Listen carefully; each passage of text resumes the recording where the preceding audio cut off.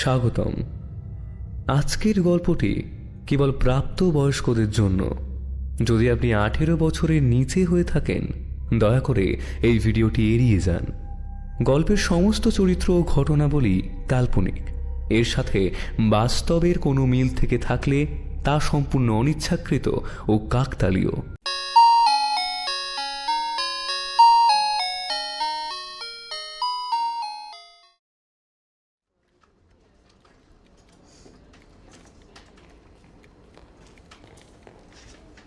Good morning sir.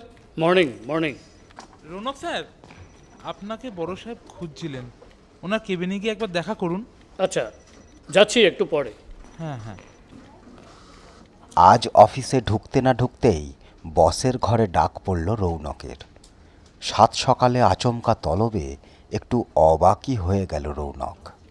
গতকাল তো office ছুটির আগে আগামী প্রেজেন্টেশন নিয়ে আলোচনা কমপ্লিট। তাহলে আজ সকাল সকাল তলব, ব্যাপারটা কি? দেখি গিয়ে কি হলো আবার। ড্রয়ারে ব্যাগ রেখে ওয়াশরুম থেকে ফ্রেশ হয়ে বসের ঘরে গিয়ে ঢুকল রৌনক।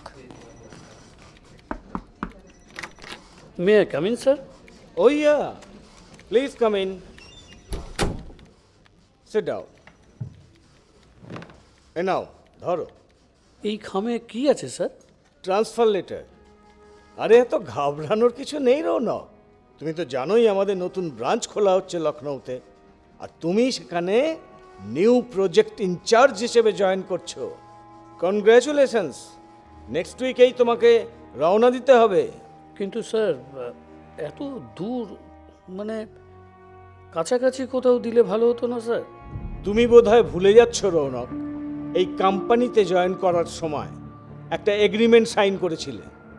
তাতে অনেকগুলো কন্ডিশনের মধ্যে একটা কন্ডিশনে লেখা ছিল, কোম্পানি তোমায় যেখানে পাঠাবে তুমি সেখানে যেতে বাধ্য।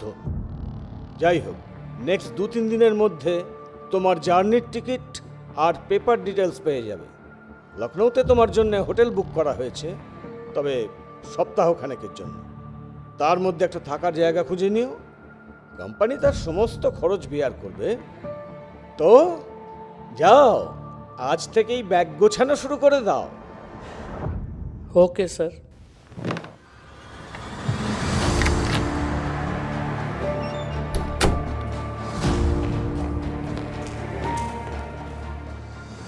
রৌনক একজন সিভিল ইঞ্জিনিয়ার, একটি বড় মাপের কনস্ট্রাকশন কোম্পানিতে চাকরি করে।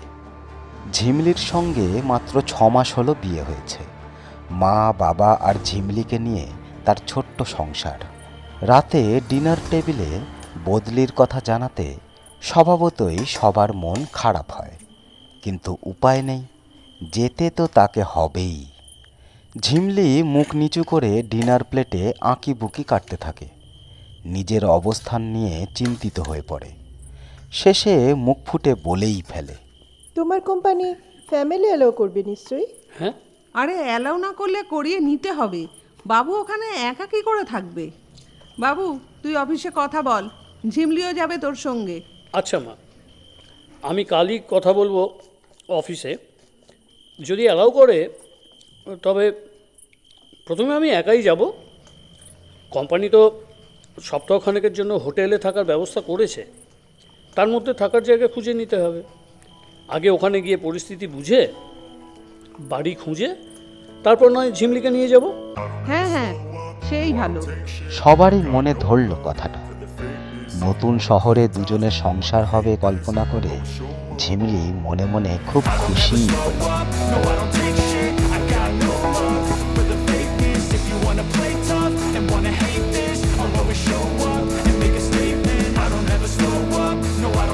লখনৌ পৌঁছে কলিগদের পরামর্শ মতো দালালের মাধ্যমে নিজেদের থাকার জন্য একটা বাড়ি খুঁজে পায় রৌনক। বেশ বড় সড়ো একটা দোতলা বাড়ি, অনেকটা পুরনো দিনের হাভেলি টাইপের। লোহার বড় গেট। বাড়িটার সামনের অংশে অনেকখানি খোলা চত্বর, দামি পাথর দিয়ে বাঁধা। গেট থেকে হাভেলির সিঁড়ি পর্যন্ত পাথর বাঁধানো রাস্তার ধার দিয়ে রঙিন নুড়ি পাথর বেছানো। চত্বরের ঠিক মাঝখানে ছোট্ট একটি পরীক্ষা, তার মাঝে শ্বেত পাথরের একটা পরী। কোনো এককালে হয়তো এখানে ফোয়ারা ছিল। বাড়ির চারিদিকে বেশ উঁচু পাঁচিল ঘেরা। কয়েক ধাপ সিঁড়ি দিয়ে উঠে মোটা থামওয়ালা লম্বা করিডোর। করিডোরের ডান দিকে সারিবদ্ধ ঘর। করিডোরের শেষ মাথার দুদিকে দোতলায় ওঠার সিঁড়ি। দোতলার বারান্দায় নকশাদার জাফরির কাজ। বেশ রাজকীয় ব্যাপার আছে বাড়িটা। আসার সময় দেখছি না এদিকে বেশিরভাগ বাড়িগুলো এই ধরনের হাভেলি টাইপের। শহরের মধ্যে হলেও কেমন যেন শান্ত নিঝুম পরিবেশ। আর কেউ এখানে থাকে বলে মনে হয় না। এই দালালটাকে জিজ্ঞাসা করব? না থাক, কি না কি ভাববে। আশা করি এই বাড়িটা ঝিমলির পছন্দই হবে। না, দালালটাকে একবার জিজ্ঞাসাই করি। अच्छा भैया, यहाँ और कोई नहीं रहता? नहीं साहब, ज्यादा लोगों को किराए पे रखना मालिक को पसंद नहीं। ये बहुत बेहतरीन हवेली है साहब। भाभी जी को ले आइए, उन्हें जरूर पसंद आएगी। ठीक है ठीक है, ये लीजिए एडवांस का पैसा। शुक्रिया जनाब। রৌনক আর কথা না বাড়িয়ে ভাড়ার টাকা অ্যাডভান্স করে। নিচের তলার দক্ষিণ দিকের একটা অংশ ওকে ভাড়া দেওয়া হয়। সপ্তাহ দুয়েকের মধ্যেই ঝিমলিকে নিয়ে লখনৌয়ের ট্রেনে উঠে বসল রৌনক।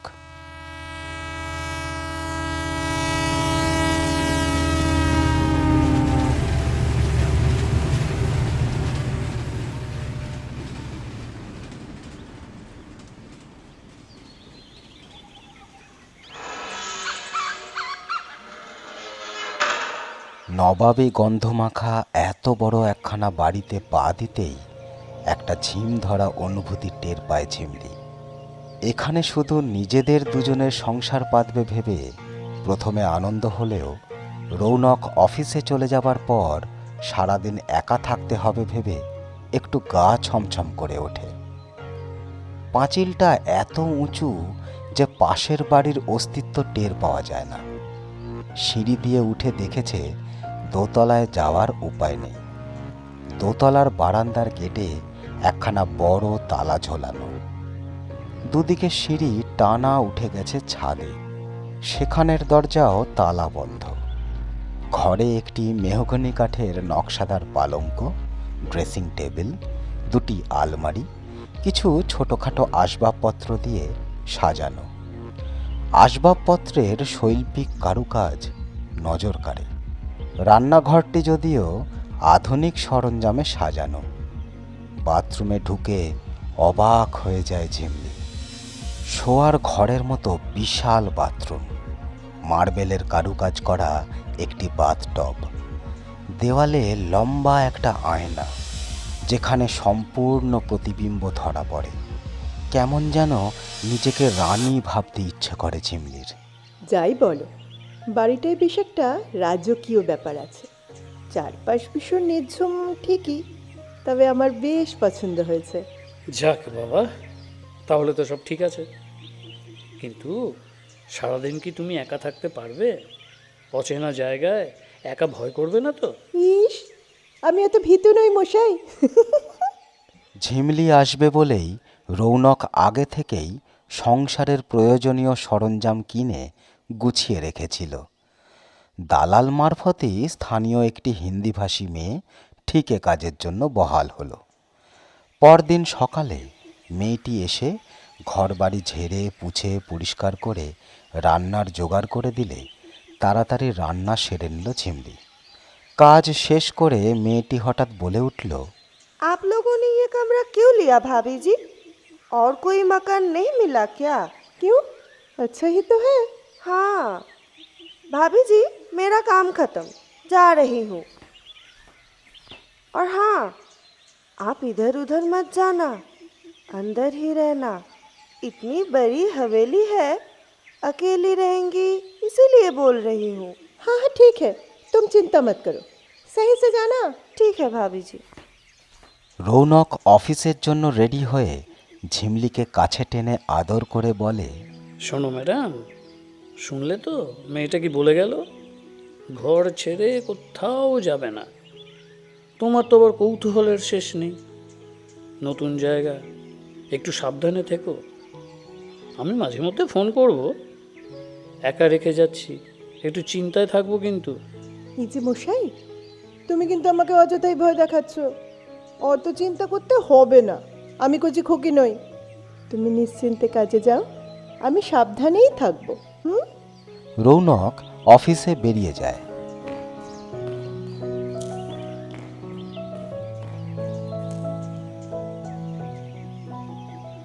সংসারের বাকি কাজটুকু সেরে বাড়ির আশপাশটা ঘুরে দেখতে বেরোয় ঝিমলি। বাড়ির পেছন দিকটা দেখে বেশ অবাক হয়। আগাছা জঙ্গলের মধ্যে বেশ বড় বড় ফলের গাছ। বাড়ির সামনের দিকটা পরিষ্কার পরিচ্ছন্ন সাজানো গোছানো হলেও এদিকটা অযত্নের ছাপ স্পষ্ট। পোকামাকড়ের ভয়ে জঙ্গলে না ঢুকে আবার বাড়ির সামনে চলে আসে ঝিমলি। এবার কৌতূহলবশত সিঁড়ি ধরে ওপরে যায়। দোতলার গেটে তালা লাগানো। গেটে মুখ লাগিয়ে একটু উঁকি ঝুঁকি মেরে সোজা ছাদে উঠে গেল। ছাদের দরজার তালাটা আগের দিনই দেখেছে। তালাটা বেশ পুরনো, বোঝাই যাচ্ছে অনেক দিন খোলা হয়নি। হাতে ধরে টানাটানি করতেই তালাটা খুলে গেল। একটু ঠেলতেই ক্যাঁচ ক্যাঁচ শব্দ তুলে দরজাও খুলে গেল। আবিষ্কারের নেশায় মনটা ভালো হয়ে গেল ঝিমলির।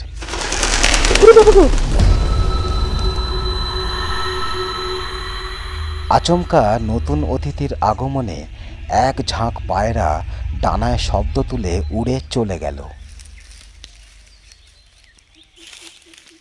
ইস, শুকনো পাতা আর পাখির পালকে ছাদটা বেশ নোংরা হয়ে আছে। কাজের মেয়েটাকে দিয়ে একদিন পরিষ্কার করাতে হবে। ঝিমলি ঝরা পাতায় মচমচ শব্দ তুলে ছাদের আলসে ধরে দাঁড়ালো। এখান থেকে শহরটাকে বেশ ভালো করে দেখা যায়। পাঁচিলের ওধারে কারুকাজ করা বেশ বড় বড় বাড়ি। বাড়ির গা দিয়ে এঁকে বেঁকে সরু সরু গলি, তবে মানুষের যাতায়াত চোখে পড়ে না। দূরে মসজিদের চূড়া, অতি ক্ষীণ শব্দে ভেসে আসা টাঙার টুংটাং আওয়াজ।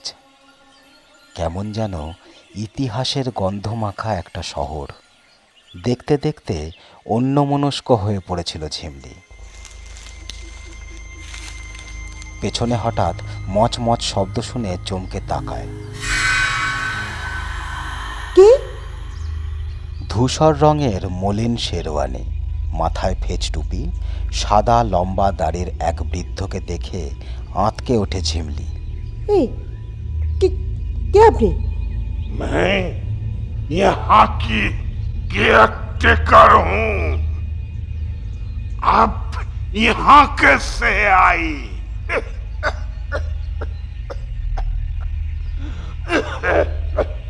फिर कभी यहाँ मत आइएगा, अपने इलाके में ही रहिएगा। ভয়ে থরথরিয়ে কেঁপে ওঠে ঝিমলি। তাড়াতাড়ি সিঁড়ি দিয়ে নেমে ঘরে এসে দরজা বন্ধ করে হাঁপাতে থাকে।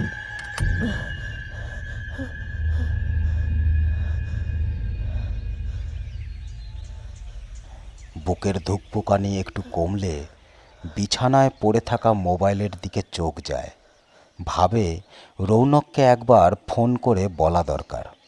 তারপরেই ভাবে, না থাক, এখন কাছে ব্যস্ত আছে, বাড়ি ফিরলে না হয় বলবো।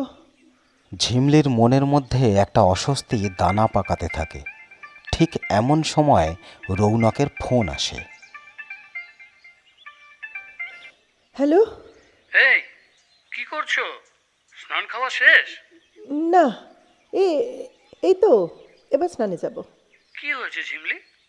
তোমার গলার আওয়াজ এমন কেন? কিছু হয়েছে? বলো আমাকে। না না, তেমন কিছু না, আমি একটু ভয় পেয়ে গিয়েছিলাম। ভয় পেয়েছো? কোথায় ভয় পেলে? আরে তেমন কিছু না, তুমি ফিরে এসো তখন বলবো। না, তুমি এখনই বলো, এখন একটু ফ্রি আছি। আমি না একটু আগে ওই সিঁড়ি দিয়ে ছাদে উঠেছিলাম, এমনি ঘুরে দেখবো বলে। হঠাৎ কোথা থেকে একটা বুড়ো দাড়িওয়ালা লোক চলে আসে, তাতেই না ভয় পেয়ে যাই।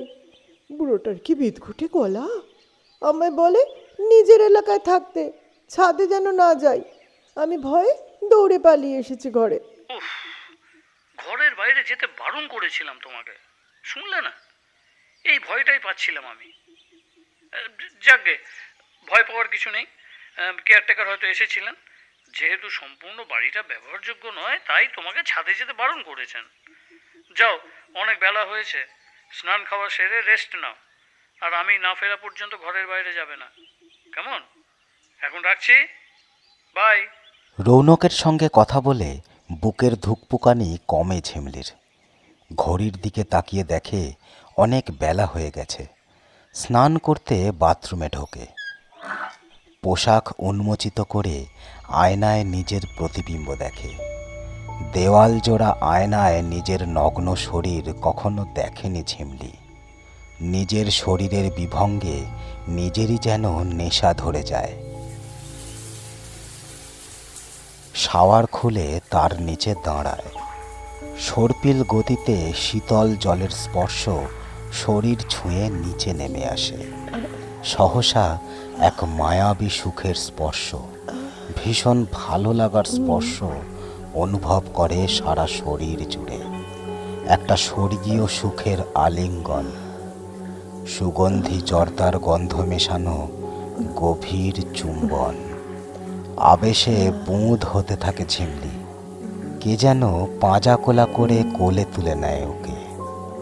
ফেনিল বাথটবের বুদবুদে অপার্থিব সুখের আলিঙ্গনে ক্রমশ হারিয়ে যেতে থাকে ঝিমলি।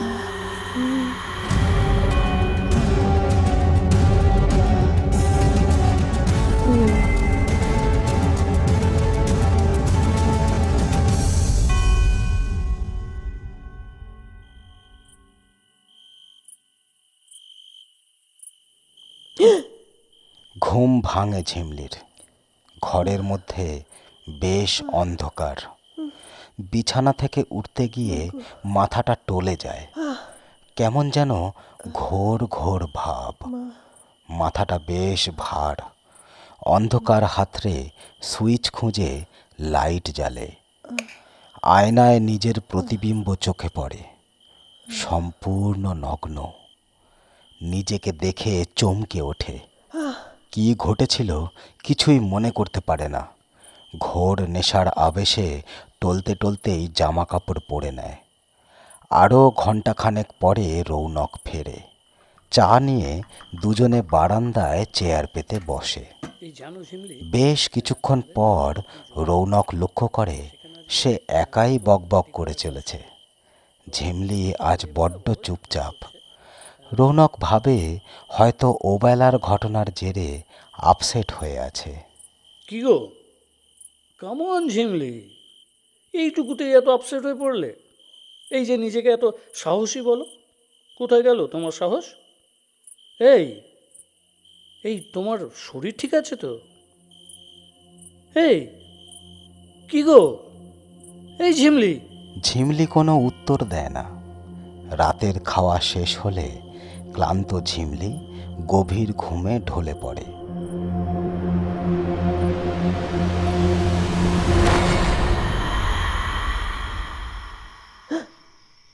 অদ্ভুত এক অস্বস্তিতে মাঝরাতে ঘুম ভেঙে যায় ঝিমলির। উঠে জল খায়। জানলা দিয়ে জ্যোৎস্নার আলোয় মাখা পরীটাকে দেখে, যেন হাত নেড়ে ওকে ডাকছে। বাইরে যাওয়ার এক অমোঘ টান অনুভব করে। দরজা খুলে বাইরে আসে। পরীটার কাছে এসে দাঁড়ায়। রাতের হাওয়া যেন ফিসফিস করে কানে কানে বলে যায়,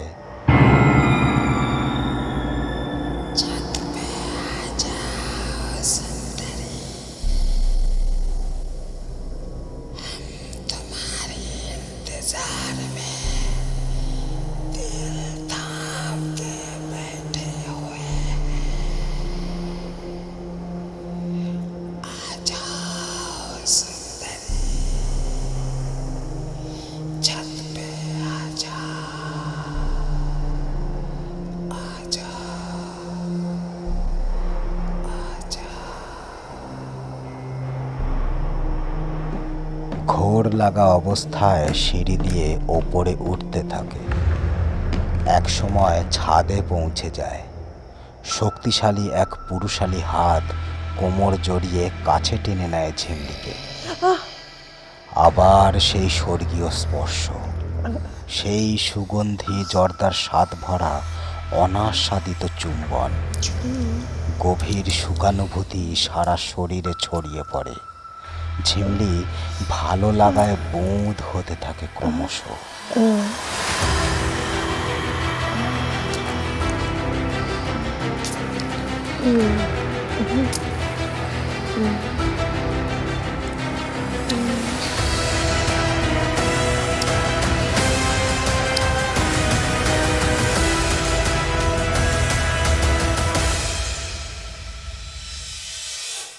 ঘুম ভেঙে যায় রৌনকের। পাশ ফিরে ঝিমলিকে বিছানায় দেখতে না পেয়ে বাথরুমে উঁকি মারে। সেখানেও দেখতে না পেয়ে ভয় পেয়ে যায়।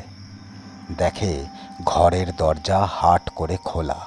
ঘরের কোথাও নেই, দরজা খোলা। এই অচেনা অজানা জায়গায় এত রাত্রে ঝিমলি কোথায় যেতে পারে? উফ, আমি আর ভাবতে পারছি না। ভেবে অস্থির হয়ে পড়ে রৌনক। ফুটফুটে জ্যোৎস্নায় বাড়ির সামনের খোলা চত্বরটা কেমন যেন মায়াবী লাগে। চারিদিকে খুঁজেও কোথাও দেখতে পায় না ঝিমলিকে। শেষে ছাদের সিঁড়ি ধরে ওপরে উঠতে থাকে।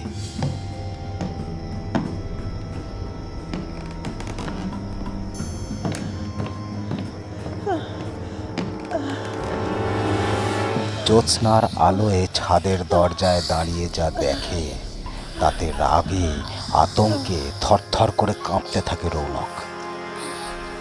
ঝিমলি একজন দীর্ঘদেহী পুরুষের বাহুবন্ধনে আবদ্ধ। দুজনে গভীর সঙ্গমে রত। চিৎকার করে ওঠে রৌনক,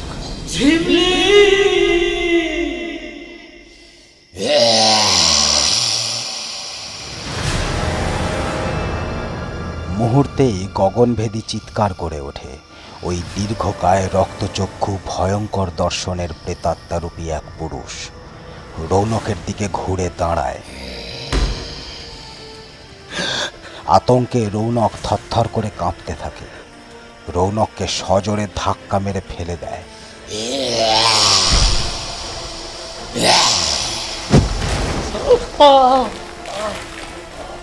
ছাদের পাঁচিলের দেওয়ালে আঘাত পেয়ে জ্ঞান হারায়।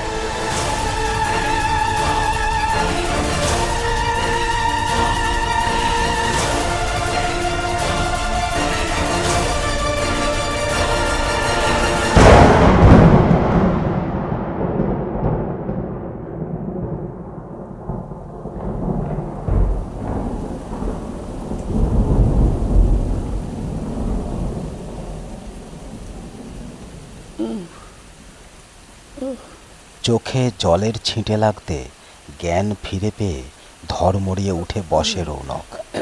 সারা শরীরে প্রচণ্ড ব্যথা অনুভব করে। সকাল হয়েছে, তবে আকাশ কালো করে বৃষ্টি নেমেছে। ছাদের ঈশান কোণে আলুথালু অবস্থায় মুখ থুবড়ে ঝিমলিকে পড়ে থাকতে দেখে। ঝিমলি, ঝিমলি, এই ঝিমলি। রৌনক কোনো রকমে টলতে টলতে ঝিমলির কাছে গিয়ে টেনে তোলে। ঝিমলি,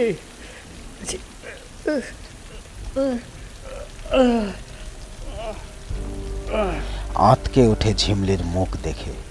সারা মুখ রক্ত শূন্য, ফ্যাকাশে, কষ বেয়ে রক্তের ধারা বৃষ্টির জলে গলে পড়ছে। নাকের কাছে হাত দিয়ে বোঝে এখনো প্রাণ আছে। এই ঝিমলি, ঝিমলি, ঝিমলি। কোনো রকমে কোলে তুলে টলতে টলতে ছাদ থেকে নামে রৌনক। অফিসের স্থানীয় কলিগকে ফোন করে।